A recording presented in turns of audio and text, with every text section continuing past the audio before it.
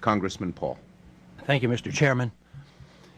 The best way I could describe the problems that we face here in this country, as well as the problem that the Federal Reserve faces, is that we're indeed between the rock and the hard place, because we have a serious problem. We don't talk about much how we got here. We talk about how we're going to patch it up. The bubble has been burst.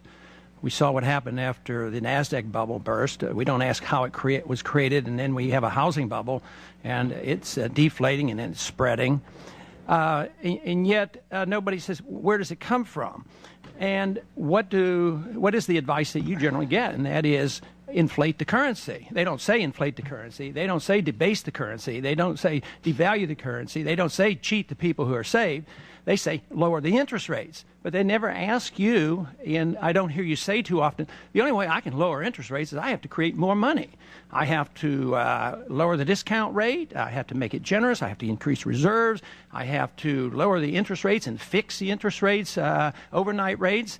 And the only way you can do this is by increasing the money supply. And I see this as the problem that we don't want to talk about.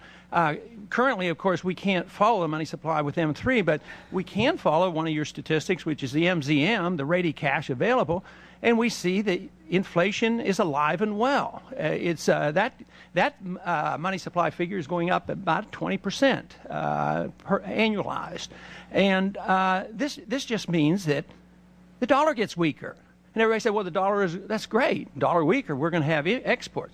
And that is a fallacy, maybe for a month or two, but it just invites inflation. And unless we get down to the bottom of it and define what inflation is, and not look at only prices, this was taught by the free market economists all through the 20th century. They said, beware. They will increase the money supply, but they will make you concentrate on prices. And they will give you CPIs and PPIs, and they'll fudge those figures, and they'll talk about wage and price controls to solve our problems. And we ignore the fundamental flaw, and that is that not only have we had a subprime market in housing, the whole economic system is subprime in that we have artificially low interest rates. And it wasn't under your tenure in office.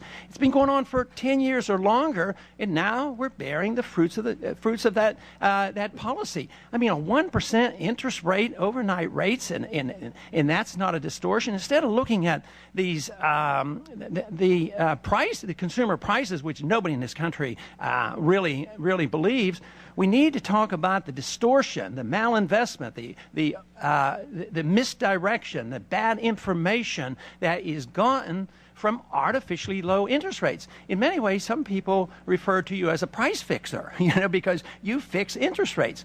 The market is powerful and usually overwhelms and does come into play, but when the Fed fixes an interest rate at 1%, that is price fixing.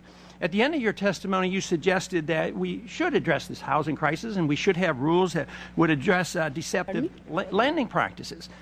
And I just think that is not the answer at all. The real deception is when we distort the value of money, when we create money out of thin air. We have no savings, yet there's so-called capital, there's money available, but it comes from what you have to do, and the pressure is put on you. So I think we have to get back to the very fundamentals of where this problem comes from.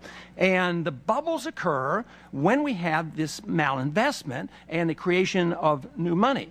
So my question boils down to this: how in the world can we expect to solve the problems of inflation, that is, the increase in the supply of money, with more inflation?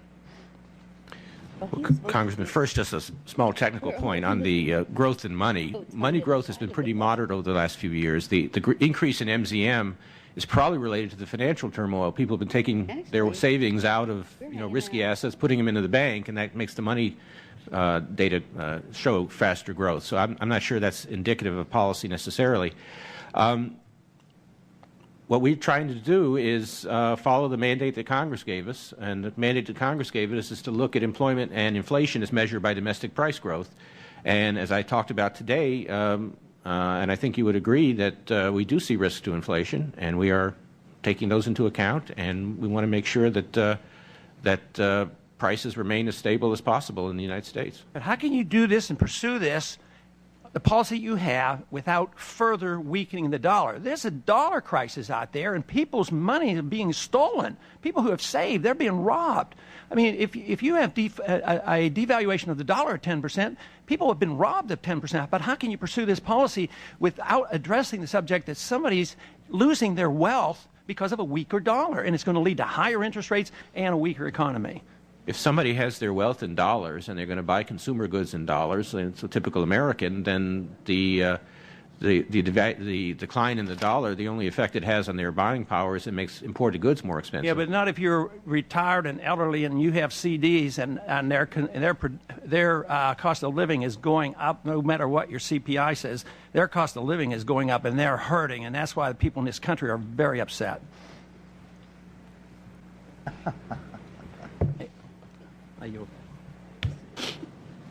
Well, we have a certain level of anxiety up here, Mr. Chairman, because there are votes pending shortly in both houses.